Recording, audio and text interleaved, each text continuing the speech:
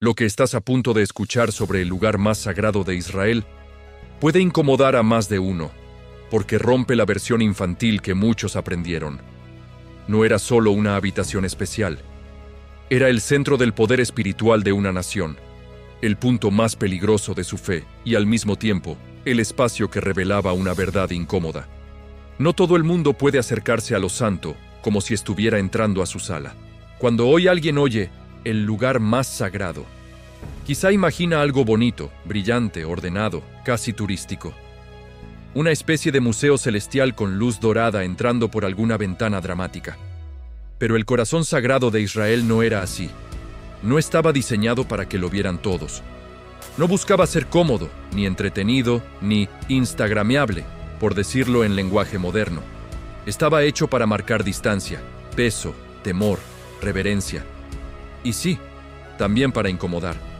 Ese lugar era el Santo de los Santos, o Lugar Santísimo, el cuarto más interno del tabernáculo primero y del templo después. El punto exacto donde, según la fe de Israel, la presencia de Dios se manifestaba de manera especial. No era un escenario, no era una sala pública, no era un símbolo vacío para decorar un sistema religioso. Era, en la mente del pueblo, el centro del universo moral de la nación. Para entenderlo, hay que regresar al desierto. Israel acababa de salir de Egipto. No era todavía una potencia. No tenía palacios estables, ni ejército sofisticado, ni una capital como las otras naciones. Era un pueblo recién liberado, traumatizado, desordenado, con más preguntas que respuestas. Habían salido de la esclavitud, sí, pero salir físicamente de Egipto no significaba que Egipto ya hubiera salido de ellos. Seguían cargando miedo, reflejos de esclavos y una enorme confusión espiritual. Y en medio de ese caos aparece una idea desconcertante. Dios quiere habitar en medio del campamento, no en una montaña inaccesible para siempre, no solo en truenos lejanos, sino en un santuario levantado entre tiendas humanas, polvo, discusiones familiares y gente que todavía estaba aprendiendo a obedecer. Eso ya era escandaloso. El Dios que no cabe en el cielo proponía, de algún modo, acercarse a un pueblo que ni siquiera podía organizar bien una fila sin quejarse. Entonces se ordena construir el tabernáculo, una especie de santuario portátil, preciso, simbólico, bellísimo y aterrador al mismo tiempo. Nada estaba puesto al azar. Materiales, colores, medidas, telas, maderas, oro, bases, utensilios, incienso, vestiduras. Todo hablaba, todo enseñaba, todo gritaba una verdad. Acercarse a Dios no era un acto casual. No era, ven como quieras y a ver qué pasa. Había orden, límites, mediación. El acceso a lo santo no se improvisaba. Si lo vieras desde fuera, notarías una progresión. Primero el atrio, luego el lugar santo. Y más adentro, oculto detrás de un velo pesado, el lugar santísimo. Era como avanzar desde lo visible hacia lo invisible, desde lo común hacia lo insoportable, desde el espacio donde muchos podían entrar hasta el punto donde casi nadie podía pasar. Mientras más te acercabas al centro, menos personas tenían permiso, y más alta parecía volverse la temperatura espiritual del ambiente. Ahora imagina el interior de ese lugar más sagrado. No un cuarto enorme, sino una cámara relativamente reducida, íntima, cerrada, sin ventanas que la convirtieran en un espectáculo. En el tabernáculo, era un espacio cúbico formado por cortinas y estructuras cuidadosamente dispuestas. En el templo de Salomón se describe como un cubo perfecto, 20 codos de largo, 20 de ancho y 20 de alto, recubierto de oro. Un cuarto que parecía decir, aquí todo está separado, concentrado y cargado de sentido. Y delante de él estaba el velo. No una simple cortina decorativa, sino una frontera, azul, púrpura, carmesí, lino fino, querubines bordados. Belleza y advertencia en la misma pieza. Era hermoso, sí, pero no amigable. Te estaba diciendo sin palabras, hasta aquí llegas tú. Del otro lado está el ámbito que no controlas, que no explicas, que no domesticas. En un mundo obsesionado con tocarlo todo, medirlo todo y publicar todo. Ese velo era una ofensa al ego humano. ¿Y qué había dentro? En el centro estaba el Arca del Pacto, una caja de madera cubierta de oro, pero llamarla caja suena casi irrespetuosamente simple. Era el objeto más cargado de significado de toda la historia de Israel. Sobre ella estaba el propiciatorio, una cubierta de oro puro, y sobre esa cubierta 2 querubines con alas extendidas. El mensaje era tremendo. El lugar donde Dios se encontraba con su pueblo estaba asociado a juicio, misericordia y un trono invisible. Dentro del arca, según la tradición bíblica, estaban las tablas del pacto. Y más adelante, Hebreos recordará también la urna con maná y la vara de Aarón que reverdeció. O sea, ese cofre no guardaba simples reliquias, guardaba memoria, ley, rebelión superada, provisión, autoridad, la historia de un pueblo difícil, terco, rescatado y constantemente corregido. No era una vitrina sagrada, era un archivo vivo de la relación entre Dios y una nación incapaz de mantenerse fiel por mucho tiempo.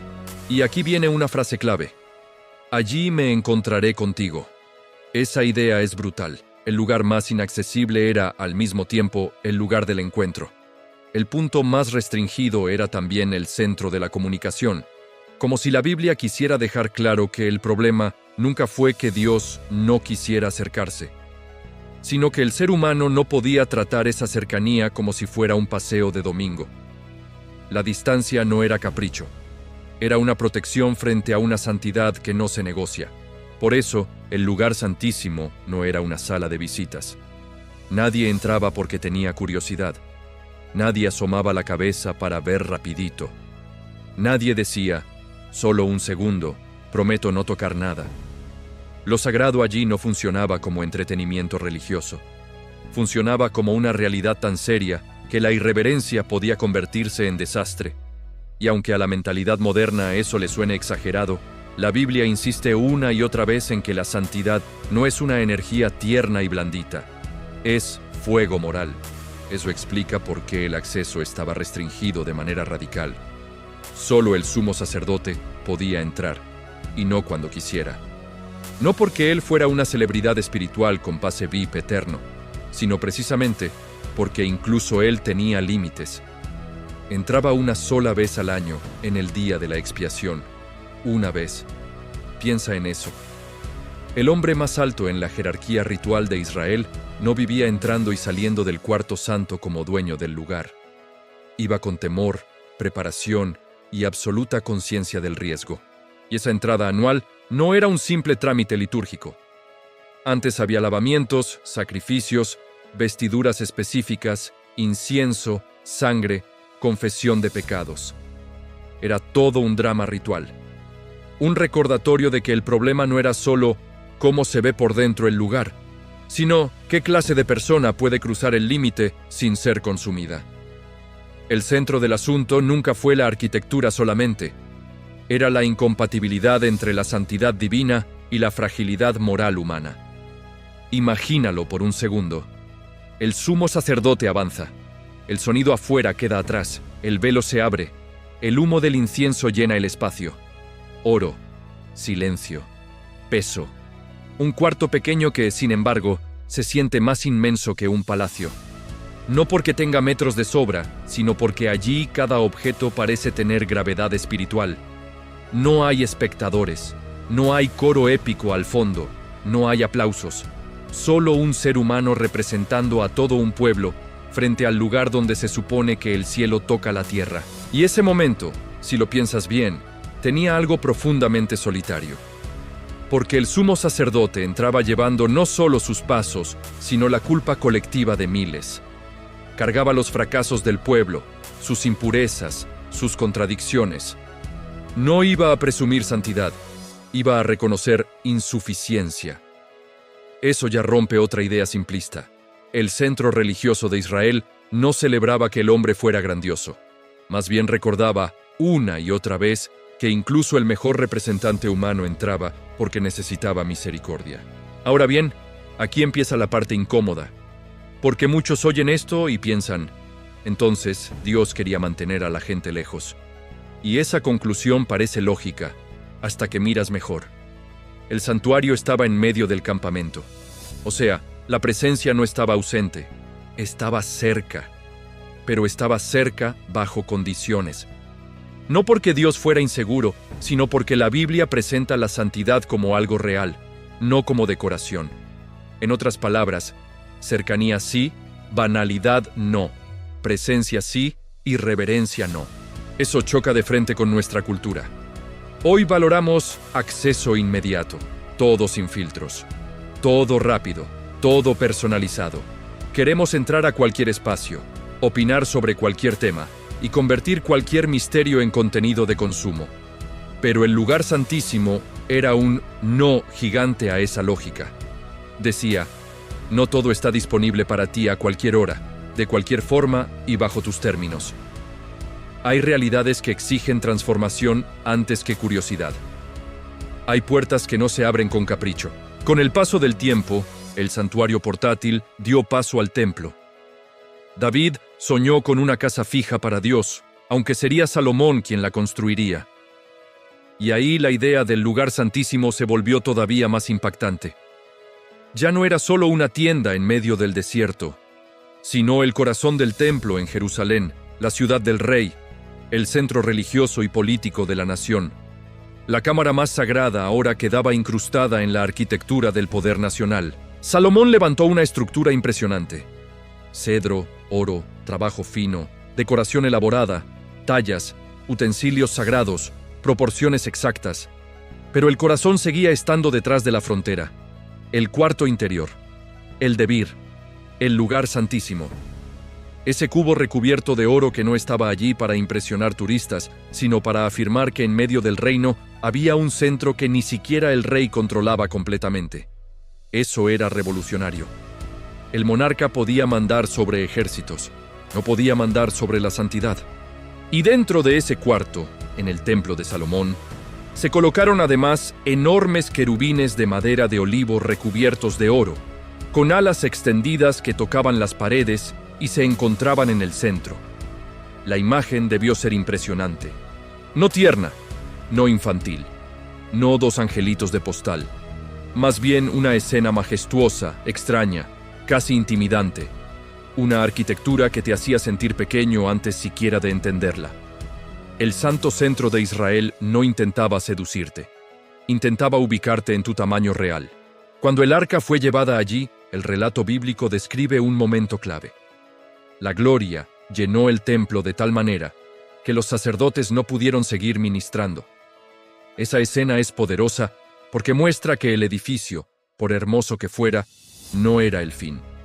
El oro no era el protagonista. La madera no era el protagonista. La élite sacerdotal tampoco. Todo estaba apuntando a algo más grande. La idea de que el Dios de Israel aceptaba poner su nombre allí de una forma singular. Pero aquí aparece una paradoja fascinante. El Dios que no cabe en los cielos decide relacionarse con un punto concreto. Un cuarto concreto. Un espacio concreto. ¿No suena contradictorio? Sí. Y justamente por eso es tan provocador. La Biblia no está diciendo que Dios quedó atrapado en una habitación dorada. Está diciendo que eligió dar una señal tangible de presencia en medio de un pueblo tangible. Lo infinito tocando lo finito. Lo invisible usando símbolos materiales sin volverse prisionero de ellos. Y sin embargo, el riesgo siempre fue confundir señal con posesión. Creer que por tener templo, Israel tenía a Dios domesticado. Creer que por tener ritual, tenía garantizada la bendición. Creer que por tener un cuarto sagrado, podía vivir de cualquier manera. Y ahí empiezan los problemas. Porque la historia bíblica es muy clara en algo. El lugar santísimo no era un amuleto nacional. No era un seguro religioso contra la corrupción, la injusticia o la idolatría. De hecho, esa es una de las lecciones más incómodas de toda esta historia. Puedes tener el espacio sagrado, los símbolos correctos, la liturgia impecable, y aún así pudrirte por dentro como sociedad. Puedes cantar, sacrificar, encender incienso, y al mismo tiempo explotar al débil, vender justicia al mejor postor y usar la religión para maquillar el desastre moral. El cuarto más santo del país no convertía automáticamente en santo al país. Esa verdad sigue siendo peligrosamente actual. Piensa en lo que había dentro del arca y en lo que eso decía. Las tablas, la ley, no la opinión del momento, no la emoción del día, la ley, el maná, dependencia, la vara de Aarón, autoridad confirmada por Dios, no inventada por ambición humana.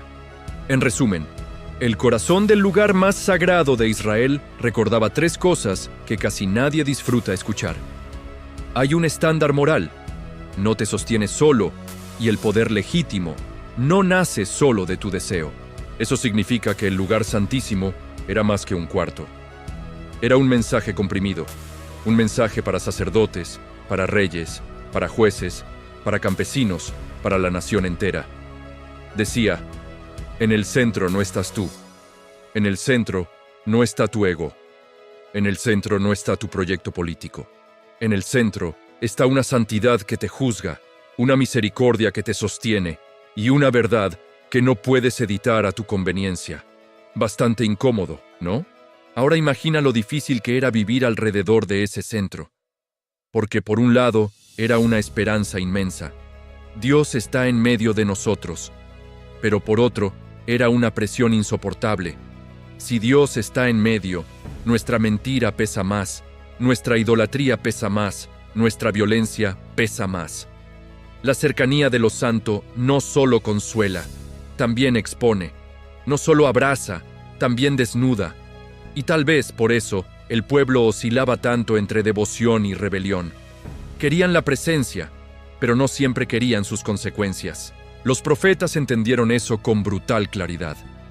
Por eso denunciaban la falsa seguridad religiosa. Era como si dijeran, no usen el templo como coartada. No conviertan el lugar santísimo en escenografía para una nación que ya dejó de escuchar. Porque cuando lo sagrado se vuelve rutina, el corazón empieza a anestesiarse. Y entonces el oro deja de impresionar, el incienso deja de significar, y hasta el velo puede terminar viéndose como simple decoración. Ahí comienza el verdadero peligro, cuando te acostumbras al misterio y dejas de temblar. Y la tragedia llegó. Jerusalén cayó. El templo fue destruido por Babilonia. El arca desapareció del registro bíblico. El lugar más sagrado quedó devastado. Piensa en el golpe emocional y espiritual de eso. El cuarto que simbolizaba el centro de la presencia divina, arrasado. El mobiliario santo perdido. La nación humillada. Era como si el corazón visible de su relación con Dios hubiera sido arrancado del pecho de la historia. Y con esa ruina quedó flotando una pregunta insoportable. ¿Qué pasa cuando el centro sagrado ya no está? Después vino el regreso, la reconstrucción, el segundo templo. El culto reapareció, la ciudad volvió a levantarse, la memoria siguió viva. Pero el recuerdo del lugar santísimo ya no era exactamente el mismo. Porque una cosa es hablar del cuarto donde reposaba el arca, y otra muy distinta es vivir con la ausencia de ese objeto central. La tradición posterior conservó la santidad del sitio, pero la experiencia quedó marcada por una pérdida imposible de ignorar. Y eso vuelve todo aún más fascinante. Porque el lugar más sagrado de Israel no solo fue un espacio físico, también se volvió una herida histórica, una memoria del acceso restringido, de la presencia, de la gloria y de la ausencia. Una especie de eco sagrado que le recordaba al pueblo tanto lo que había tenido como lo que había perdido. A veces el peso de un lugar no está solo en lo que contiene, sino en lo que su vacío grita cuando ya no está. Ahora te lanzo la pregunta incómoda de este video. Si el lugar más sagrado de Israel era tan santo, tan perfecto en su diseño, tan protegido y tan central, ¿por qué la misma nación que lo custodió cayó tantas veces en injusticia, idolatría y corrupción? ¿El problema era que estaban lejos de Dios? ¿O que podían estar muy cerca de los símbolos de Dios sin dejarse transformar de verdad por Él? Esa pregunta sigue viva hoy, y honestamente merece debate. Y ya que llegaste hasta aquí, haz algo. Suscríbete, deja tu like Y cuéntame en los comentarios qué piensas, porque cada interacción ayuda a que más personas descubran estas historias bíblicas, contadas sin maquillaje, con tensión, contexto y preguntas reales. Y eso importa, porque demasiada gente conoce estos relatos solo en versión infantil, cuando en realidad están llenos de capas que pueden sacudirte por dentro. Volvamos al cuarto. ¿Cómo era por dentro entonces? Oscuro, sagrado, silencioso, contenido, sobrecargado de significado. Oro, sí, pero no un lujo superficial.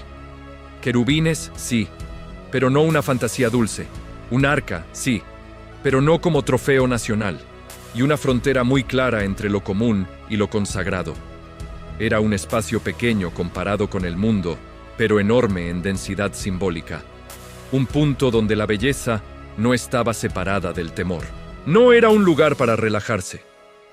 Y quizá ahí está una de las mayores diferencias con nuestra sensibilidad moderna.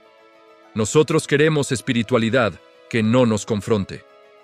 Fe sin temblor. Misterio sin obediencia. Consuelo sin corrección. Pero el lugar santísimo parecía decir exactamente lo contrario. Si quieres cercanía verdadera con Dios, no vengas como consumidor. Ven como alguien que entiende que lo sagrado puede sanar, sí, pero también desarma todo tu orgullo. Incluso el sumo sacerdote, el único autorizado a entrar, no lo hacía como héroe intocable.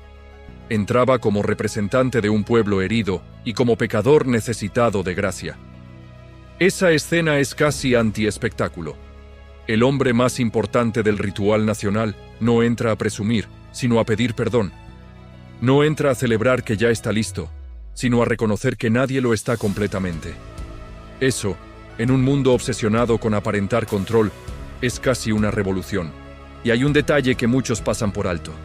El centro del lugar más santo no era una imagen visible de Dios. Había querubines, sí. Había oro, sí. Había símbolos poderosos, sí. Pero no había una estatua del Señor para mirarla y decir, ahí está. Eso separaba radicalmente a Israel de muchos cultos vecinos. El Dios de Israel no podía reducirse a una figura manipulable. Había presencia sin ídolo visible, misterio sin caricatura, trono sin imagen domesticada. Eso convertía al lugar santísimo en una protesta silenciosa contra la idolatría. Decía que Dios podía revelarse sin volverse objeto de posesión visual. Y al mismo tiempo enseñaba que no todo lo real necesita ser visto para ser real. Bastante desafiante para una cultura como la nuestra, que sospecha de todo lo que no puede convertir en imagen, gráfico o clip viral de 15 segundos. El santo centro de Israel era, en cierto modo, una escuela de humildad para los ojos. Siglos después, los relatos del Nuevo Testamento dirán que, en la muerte de Jesús, el velo del templo se rasgó de arriba abajo. Esa escena no elimina la historia anterior, la carga de significado, porque el velo existía precisamente para marcar el límite. Que se rasgue es una forma de decir que algo decisivo ha cambiado en la relación entre Dios y el ser humano. Pero esa imagen solo golpea de verdad si antes entiendes cuán serio era el espacio que ese velo protegía. Por eso reducir el lugar santísimo a un cuartito con cosas religiosas sería un desastre. Era el núcleo simbólico de la fe de Israel, el punto donde convergían ley, sacrificio, misericordia, autoridad, memoria, juicio y esperanza. Era un espacio que hablaba aunque estuviera en silencio, y tal vez ese silencio era parte del mensaje, porque hay verdades que no se gritan. Se sienten como un peso en el pecho cuando entiendes que estás ante algo infinitamente mayor que tú. También por eso la historia incomoda tanto, porque nos obliga a preguntarnos ¿qué hacemos nosotros con lo sagrado? ¿Lo tratamos como mercancía? ¿Como adorno cultural? ¿Como tradición heredada que repetimos sin temblor? ¿O reconocemos que la cercanía con Dios, si es real, no puede dejar intacta nuestra manera de vivir? El lugar santísimo no solo mostraba cómo era por dentro un cuarto antiguo, mostraba cómo es por dentro el corazón humano cuando se enfrenta a algo que no puede controlar. En el fondo, la gran tensión de ese lugar era esta. Dios quería habitar en medio de su pueblo, pero su pueblo no estaba listo para trivializar esa cercanía sin destruirse. Así que el santo centro de Israel enseñaba a la vez proximidad y distancia, atracción y advertencia, misericordia y límite. No era contradicción vacía, era pedagogía sagrada. Era decirle a un pueblo inmaduro: sí, quiero estar con ustedes. No, ustedes no pueden tratar mi presencia como un objeto más del campamento. Y aquí la historia deja de ser arqueología religiosa para volverse espejo. Porque tú y yo también vivimos con esa tensión. Queremos sentido, trascendencia, propósito. Pero no siempre queremos rendir control. Queremos sentir a Dios cerca, pero no siempre queremos que su verdad desordene nuestros ídolos favoritos. En ese sentido, el lugar santísimo no está muerto como tema. Sigue respirando cada vez que el ser humano quiere lo divino sin pasar por la incomodidad de la transformación. Así que, si me preguntas cómo era por dentro el lugar más sagrado de Israel, te diría: era dorado, sí; oscuro, sí; silencioso, sí; cúbico, cerrado, custodiado, solemne. Pero esa descripción se queda corta. Por dentro era también una declaración. Una denuncia contra el orgullo humano, un recordatorio de que la ley importaba, un monumento a la misericordia, un cuarto que decía que el centro de la vida no debía ser ocupado por el hombre, sino por Dios. Y quizá eso es lo que más duele de toda esta historia. Que el problema nunca fue solo entrar o no entrar a una habitación. El problema real era si el pueblo estaba dispuesto a vivir fuera de esa habitación de un modo coherente con lo que esa habitación representaba. Porque de nada servía venerar el lugar más santo si luego afuera se practicaba lo más injusto. De nada servía proteger el velo si el corazón ya se había rasgado por dentro de pura hipocresía. Tal vez por eso este tema sigue siendo tan actual. Hay gente que jamás ha leído la Biblia y aún así entiende perfectamente esta contradicción. Espacios religiosos impecables, vidas desordenadas, símbolos sagrados intocables, personas tratadas como desechables, discursos sobre Dios, pero miedo a dejar que Dios cuestione el sistema. El lugar santísimo, paradójicamente, nos obliga a mirar no solo el interior del templo, sino el interior de nuestra propia conciencia. Así termina la imagen, pero no la pregunta. Detrás del velo estaba el lugar más sagrado de Israel, y delante del velo estaba un pueblo entero intentando aprender que la presencia de Dios no era un juguete, ni una rutina, ni una herramienta política. Era gloria, era juicio, era misericordia, era peligro para el orgullo y refugio para el arrepentido. Y si esta historia te incomodó, espera a escuchar lo que ocurre cuando un hombre toca el objeto más santo de Israel sin permiso. Y todo cambia en un segundo.